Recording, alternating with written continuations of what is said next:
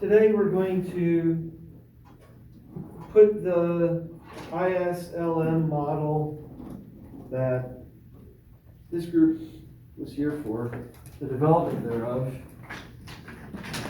to a couple of different scenarios. Trying to understand a little bit better how this model functions. Maybe we can make some judgments about how well we think that it actually represents the real world. We'll apply it also to a couple of real world scenarios that have happened in the past.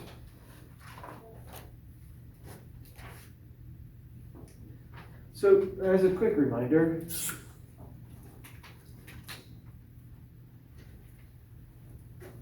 our IS curve is a description of the market for goods and services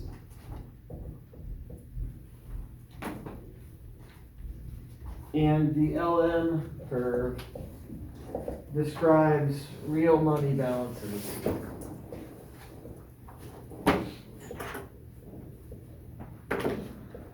Now together they're going to build our aggregate demand curve. So these two functions, curves if you will, are going to influence interest rates and national income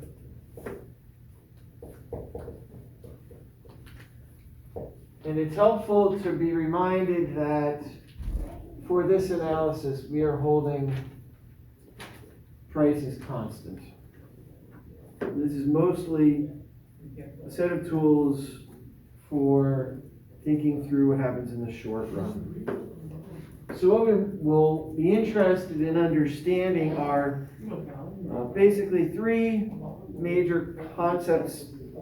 One, causes of fluctuations. And then how IS and LM build into aggregate demand. But also, where is aggregate supply in the middle of all that? Well, aggregate supply is going to be built outside of this framework. It's separate from the IS and LM situation. And then later on, we'll apply this to situations like the Great Depression. So to start with, we'll think about causes of fluctuations.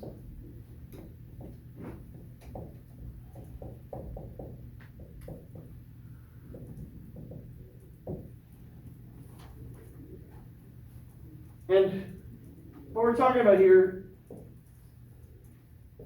again, big picture, are the reasons for, put Y here and time here.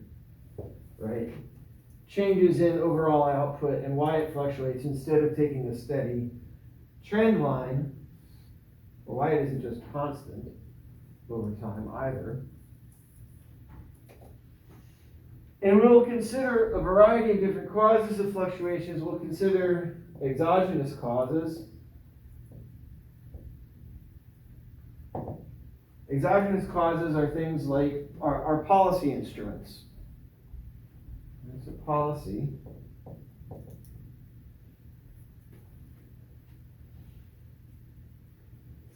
Policy or shocks.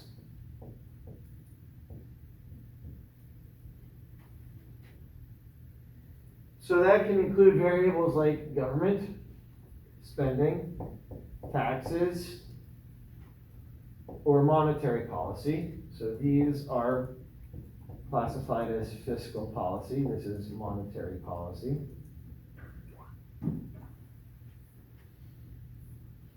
And we'll come later to issues having to do with shocks. For now, we'll just focus on policy here. And then there are endogenous causes for shocks. And those can be things that influence either the interest rate or output directly. And this makes sense because in our model, our ISLM model, the interest rate and output are on the axes. So then things that affect the interest rate or output directly are endogenous because they are the model. So if we have an IS curve or an LM curve here, if something happens that affects the interest rate directly, then we can actually end up with a disequilibrium in the short run. Okay.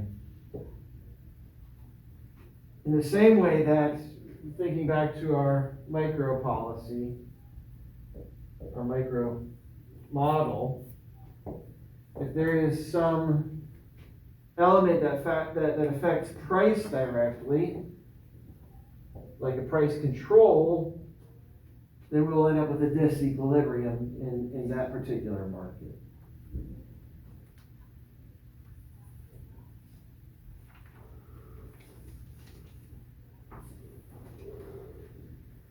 We'll want to be reminded about the Keynesian cross as we work through the variety of different fluctuations that can occur. And the way the textbook does this is to suggest some sort of a change in policy and then walk through the machinations of how we end up at a new equilibrium in the market for goods and services and money balances in this ISLM model. So we'll start with a change in government policy, then we'll talk about a change in taxes, and then we'll talk about a change in monetary policy, one at a time, and walk through how we go from, in the case of these two, the Keynesian cross, and then affecting the IS curve. And then we'll walk through how, in the market for loanable funds, a monetary demand theory, how that then affects the LM curve. Questions?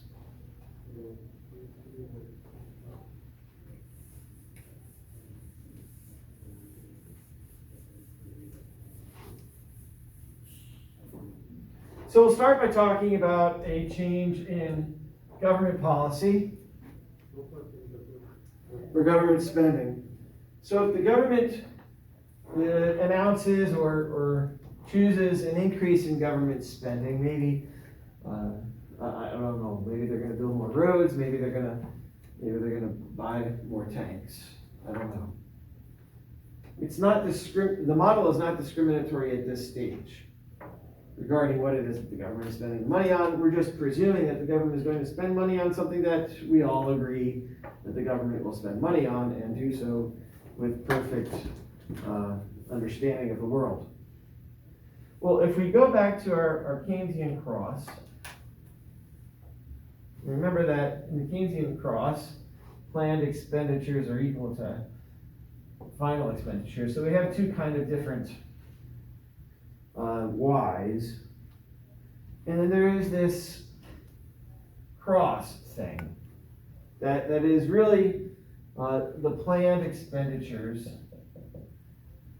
model. And the idea is that small changes in planned expenditures have large effects on output or income because of the multiplier that is engaged as a result. So if the government increases its spending by this distance, this little bit, what will happen is that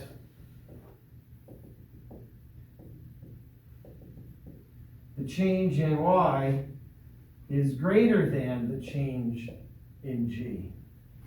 And that is represented on both axes. How much more does Y change if there's a change in government spending?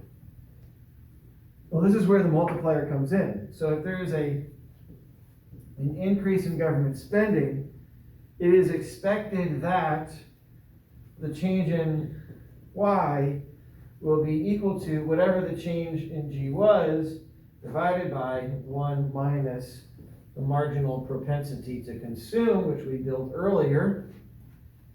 Recognize that this is a number less than 1, this is a number less than 1, so that dy, the change in Y, is greater than the change in G.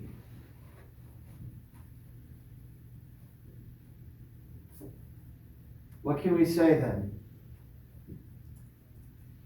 Well, we can take this change in output and relate it to the ISLM model. And we see that an increase in government spending increases Y. So wherever we were on this ISLM picture, the increase in spending has the effect of a change in Y by shifting the IS curve by an amount equal to the change in Y that emerges here. So here is the change in Y. So here is the change in Y at a given interest rate. And that is how far the IS curve will shift.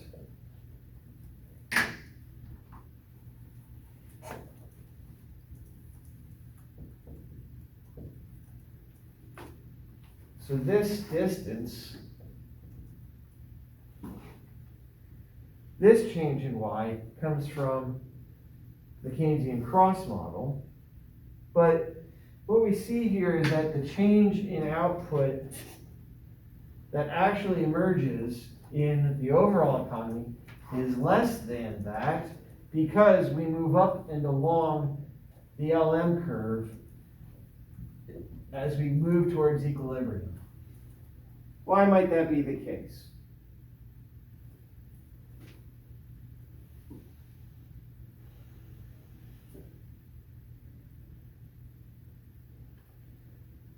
As we move along the LM curve, as a result of the IS curve increasing, the interest rate increases. Well, if the interest rate increases, if the interest rate increases, that will lead to a decrease in investment. Well, investment is a component of this Keynesian cross as well. We're not going to feed it back through here. But a decrease in investment leads in turn to a decrease in output. So we get a growth in Y, but it's not as big as we thought that it might be simply by looking at the Keynesian cross, because the interest rate has gone up some in the meantime.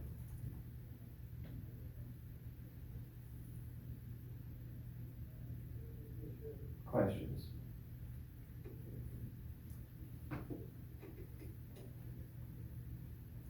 This bothers me.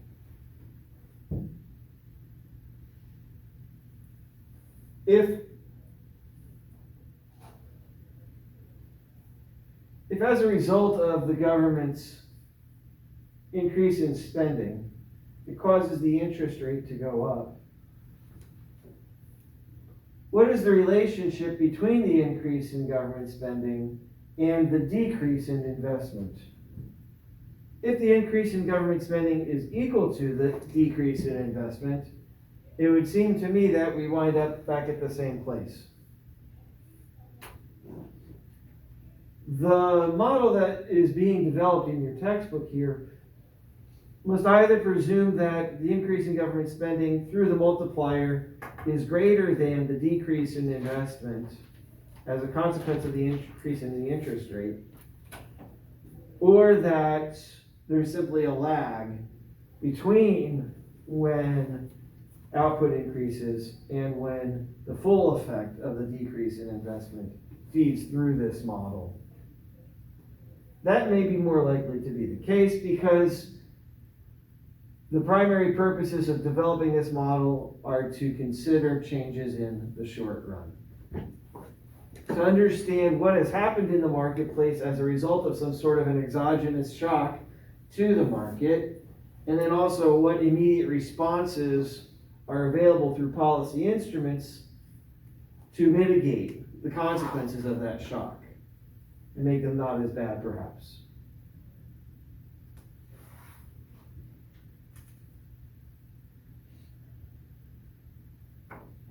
We could walk through this process again and think about, well, what would happen if there were a decrease in taxation? If we decrease the overall taxes, how would that affect the economy? And it should have the similar process. A decrease in taxes would similarly move planned expenditures up in the same way that an increase in government spending would. It would then feed through as an increase in output. The way we calculate a change in taxes, it doesn't feed through the government variable directly. Instead, it feeds through the consumption variable. A decrease in taxes leads to an increase in consumption because people have more money available, more disposable income to spend. So then, as a result of this, there is a change in Y that is equal to the change in T times the marginal propensity to consume divided by 1 minus the marginal propensity to consume. And again, this change in Y will cause the IS curve to shift to the right. It works almost completely analogously to an increase in taxes, except that more directly it affects consumption.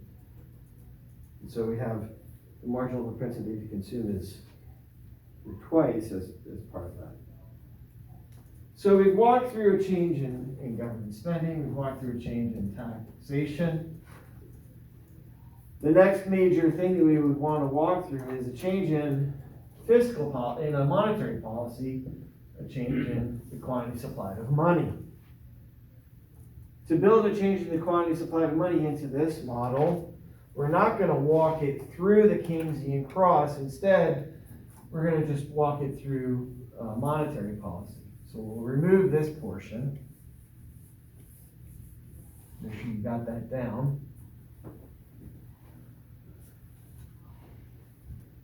And let's walk through this and see if we remember the logic for this. If there is an increase in the quantity of money, that implies an increase in real money balances. Why? Because we are going to assume prices are held constant for the time being. So supposing that prices are held constant, we made that assumption here, and we're maintaining it here as well.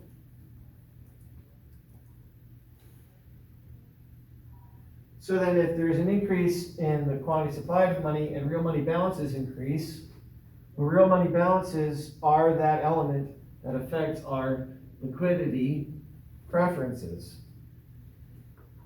It's helpful to think about this in terms of the market for loanable funds. In the market for loanable funds, that is determined by the interest rate, and then there's the quantity of loanable funds. We have a supply of loanable funds and the demand for loanable funds. The supply is what people save, and the demand is what people borrow.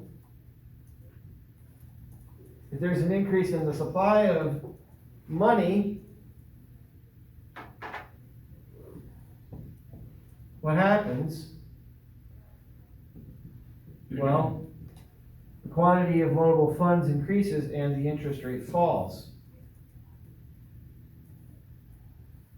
So that shows up in our ISLM model as a shift to the right of the LM curve.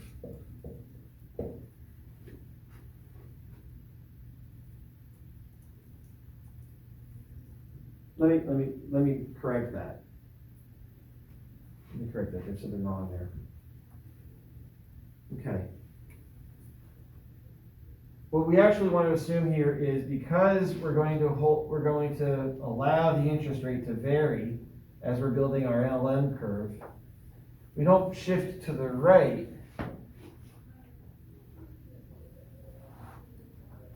Instead, we're going to hold output constant. We're going to say that y is constant for this part of the game.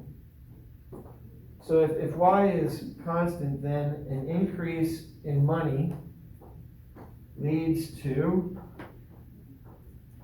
in the market for loanable funds, where we have the interest rate and output, if this goes up, it must be the case, if y is being held constant, that the interest rate has to go down. And so we consider the shift of the LM curve actually being a shift downward.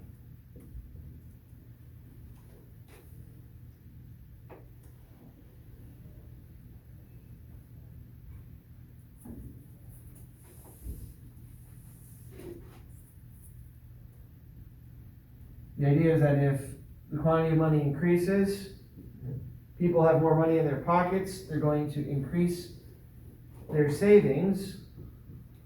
That leads to an increase in investment, which then leads, in the long run, to an increase in output. If we're along any given IS curve, we will move to a point where we have higher output as a result of a change in the quantity supply of money.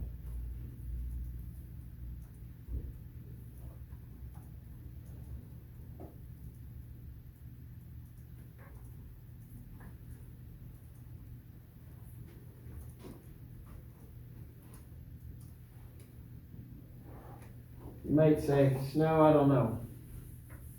Snow might say, I might agree with you.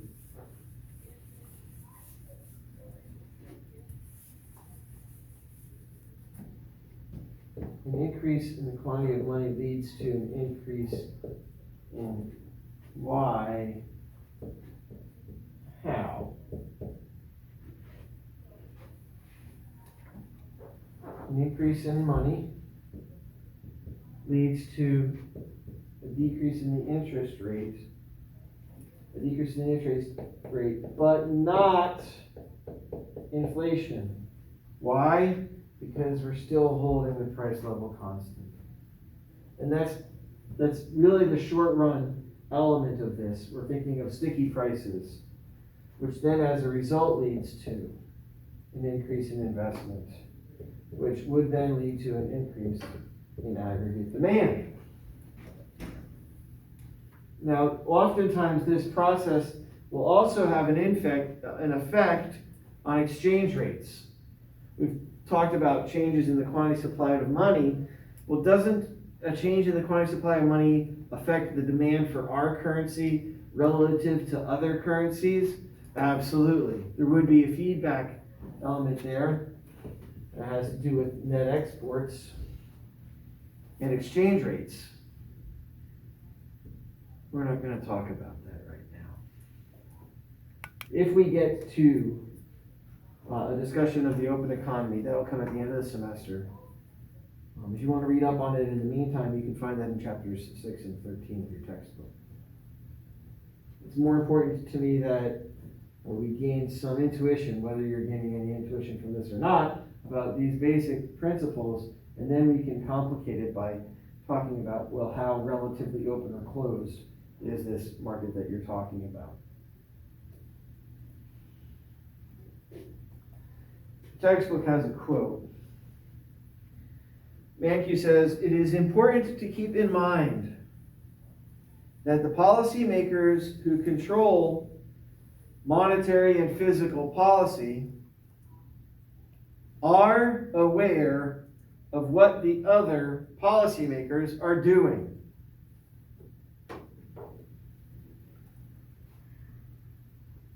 Really? Is that still true in 2020? Is the Fed perfectly aligned with the Congress and the president? Do they see eye to eye? How well do they know what it is that the other parties are doing? Certain things become law from congressional or presidential action, and then the Fed can respond to that. But will Congress have anticipated the Fed's response to Congress's action when developing their policy? Presumably they will have. How well will they get it right? It's hard to say. If they can get it right, then are the actions that the Fed takes in response to Congress truly independent of Congress? And if not, then is there any way that we can truly say that the Fed is independent of politics? It gets really complicated. We would like to believe that the central bank's actions are independent of Congress's actions. But we would also like for their actions to be coordinated, at least to the point that it benefits us. An important question to ask at that point would be to say, are the incentives faced by the decision makers at the Fed the same as or consistent with the incentives that are faced by people in Congress or the executive? If not, then we could have serious problems, and that may be the case. Also, we should want to ask, whose best interests do these alternative institutions have in mind? Whose best interests does Congress have in mind? And whose best interests does the central bank have in mind? Or to whom are they accountable? Or to whom are they looking for feedback? The Federal Reserve is going to be more tightly connected with the interests of those who have a stake in financial markets, and Congress is going to be more closely tied to those who have a stake in politics, and special interest groups on that side.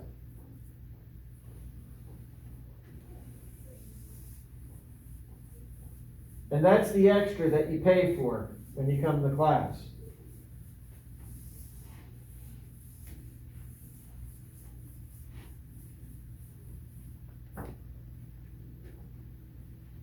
So let's think through how Congress and the Fed, how fiscal and monetary policy engage with each other.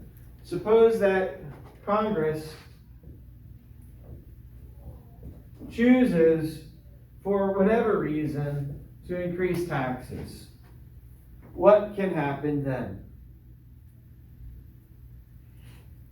It depends on what the Fed's response will be to Congress's increase in taxes. All by itself, if Congress increases taxes, we've walked through this now, an increase in taxes has the effect of pushing the IS curve down, resulting in a lower interest rate and less Y. I don't know why I put two lines there, that's funny.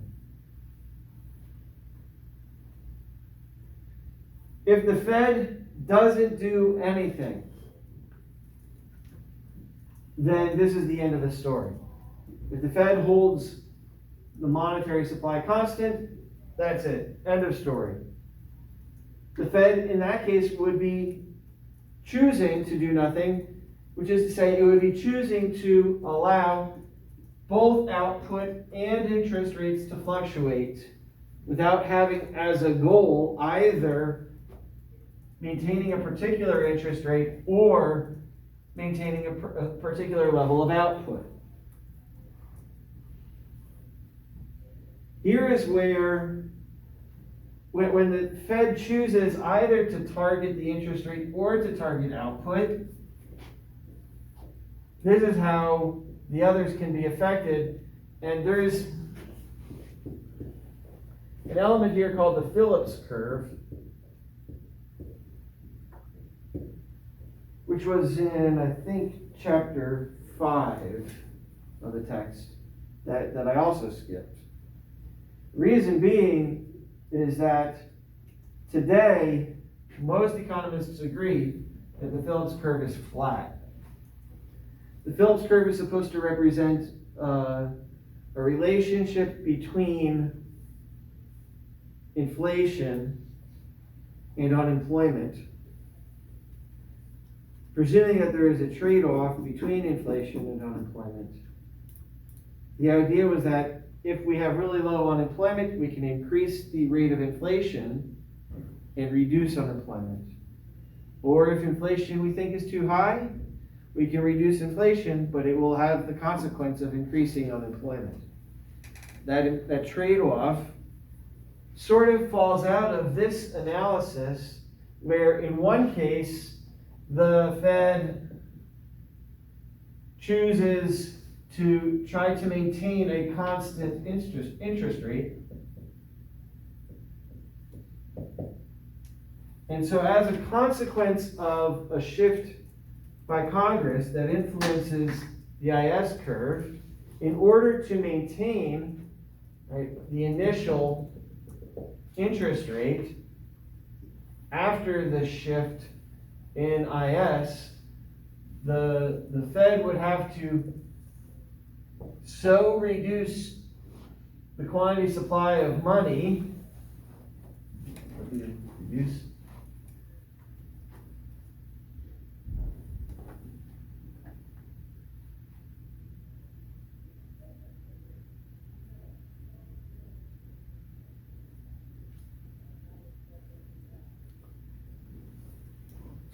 the quantity supply of money that it shifts the LM curve up, and we end up at a point like this in the end. So Congress increases taxes, that causes the IS curve to shift. The Fed says, well, we want to hold the interest rates constant. In order to do that, we're going to have to shift the LM curve up. Notice that when Congress does its action independently and the Fed doesn't do anything, the change in Y is not very big. But if the Fed wants to maintain the same interest rate, the change in Y is bigger. That change in Y, again, represents a decrease in output or a recession. So an increase in taxes that's done all by itself can cause a small recession. But if the Fed then responds to that and tries to maintain a constant interest rate, it'll have an exacerbating effect, making much worse the recession. And this is part of what happened in the Great Depression.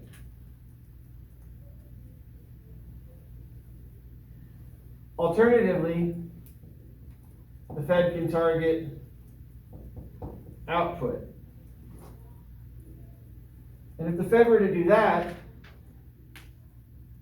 in response to an action by Congress that increases taxes, if the Fed said, whoa, Congress, you've increased taxes, that's causing a recession.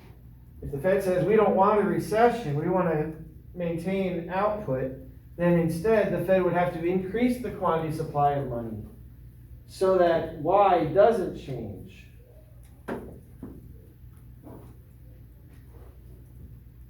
As a result of increasing the supply of money, the interest rate will fall.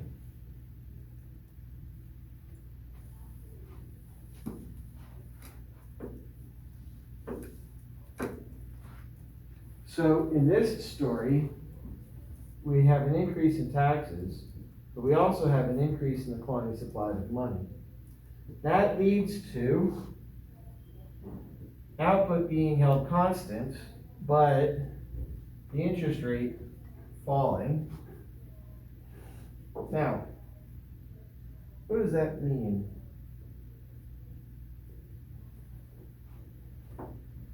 It means that because taxes have gone up, consumption has gone down. But because the interest rate falls, that will encourage investment to go up.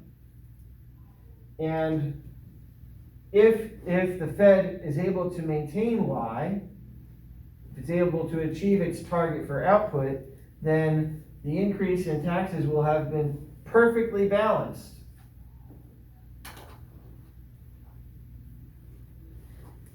By a decrease in interest rates that increases investment. As a matter of fact, it could be that if Congress anticipates this response by the Fed, in order to encourage more investment by the private sector into the marketplace, they could increase the tax rate.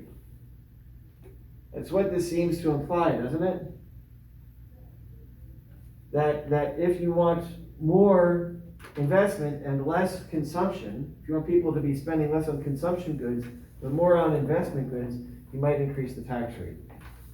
At least the tax rate in as much as it affects consumption. Remember that in our basic model,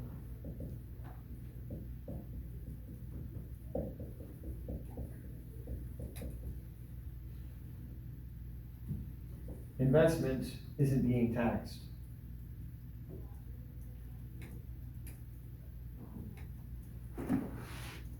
But in the real world, it is. What are the chances that the Fed gets it perfectly right? They would have to, first of all, know how much Congress changes the taxes. They would have to understand consumer responses to that change in tax rates. They would then also have to correctly adjust the quantity supplied of money so as to perfectly counterbalance the consequences of an increase in taxes such that we remain at the same level of output. That's a lot to try to estimate. It's a lot to try to get right. And there are time lags involved at each step of the process such that getting that right and quickly is very, very difficult.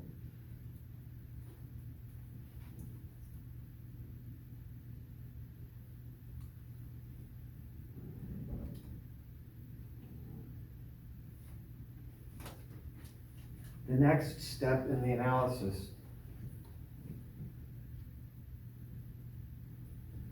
is to consider how shocks outside of policy can affect these marketplaces.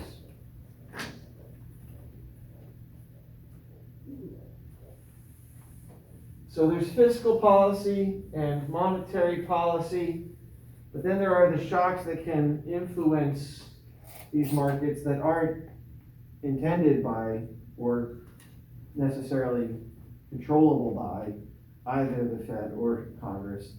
So we have shocks. And a shock can either affect the market through the IS portion or through the LM portion. So then a shock that affects the IS portion here is a shock that will change the demand for goods or services. So this changes demand for goods or services. A shock to the LM curve will be something that changes the demand for real money balances. What's not included here is a shock that affects the real economy directly. What's not included is any kind of shock like a hurricane. or a war or a pandemic. Those kinds of shocks affect the aggregate supply curve. For now, we're only talking about shocks that affect the aggregate demand curve, because the ISLM model builds into the aggregate demand curve and not the aggregate supply curve. Keynes was focused on things that would affect the demand for goods and services. He talked a lot about aggregate demand, and then he does a little later with monetary policy, but he thought that the demand for goods and services was primarily about animal spirits, which is a crazy thing to say. Not that he's wrong, but just to call it animal spirits is kind of wacky. By animal spirits, he's referring to shifts in pessimism and optimism by consumers and producers.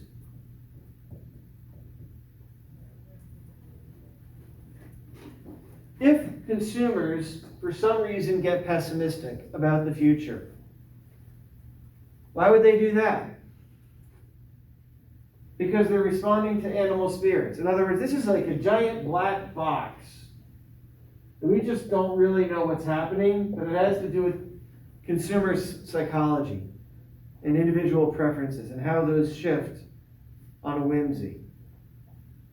If, for some reason, consumers become pessimistic, what do we expect to happen? Walking through the model, we would say, well, if consumers become pessimistic, then consumption will decrease. A decrease in consumption will result in a decrease in the planned expenditures curve on the Keynesian cross. That will then, in turn, decrease the IS curve, or shift the IS curve to the left. It's better to say left. It's to shift to the left of the IS curve, which then that results in a decrease in output and a decrease in the interest rate. I'm going to rewrite that real quick here.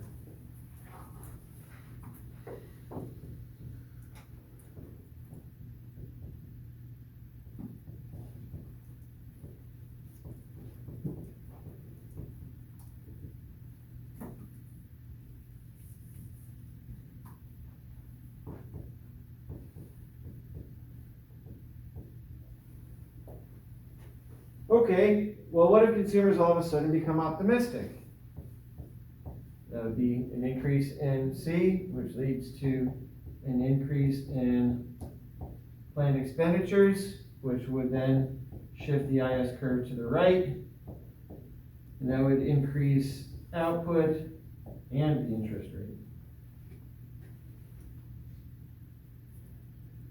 So the relative pessimism or optimism of a consumer feeds through this mechanism and exogenously shifts the curves to the left or the right.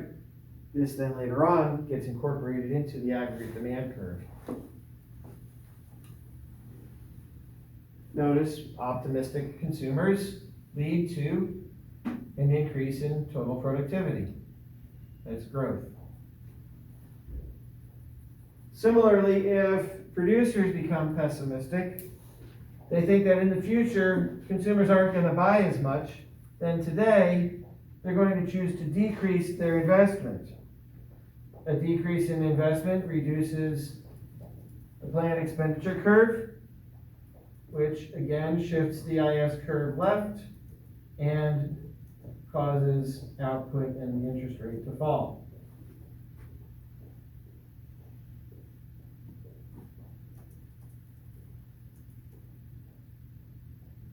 And you do the same thing over here.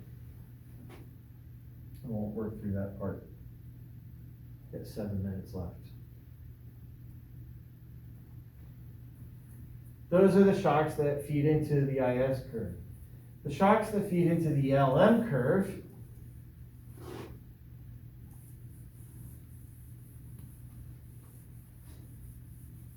are more straightforward. Again, there's just a change in the demand for money. What might cause people to want more money? We don't care. We're just saying maybe they do. It's taken exogenously.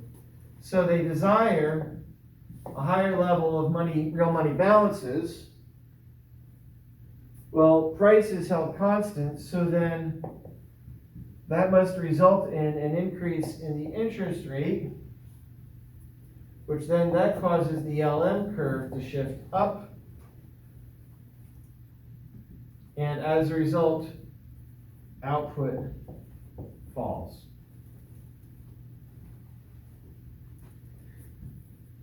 And so we have our shifts of the LM curve that come from changes in demand for real money balances. Responses to a shock. So if either an IS shock or an LM shock happens to the market, somehow exogenously, something happens in the world, and something happens in this market, then fiscal and monetary policy are the causes, or whatever the outcomes of that exogenous shock would be. They aim to offset the shock and maintain stability. Can we tell a story about this? Sure. In 2001, there was a tech bubble burst. It was the dot-com bubble. What happened? People were investing a lot of money in the stock market, expecting these new tech startups to be very successful, hoping to capture high returns. But then the bubble burst. As a result, the stock market took a tumble. The stock market is one place where people invest their wealth. If, as a result of the stock market tumbling, your wealth decreases, assuming that you're following the permanent income hypothesis, then current spending will decrease as a result of a change in your wealth, even if your income hasn't changed yet. If your consumption falls, then feeding it through this mechanism, output will fall. Also, there will be newfound pessimism about investing. Investors are going to become skittish. As a result of a decrease in investment, output falls again. So both the initial stock market shock and then also the pessimism to investors both force the IS curve to shift to the left.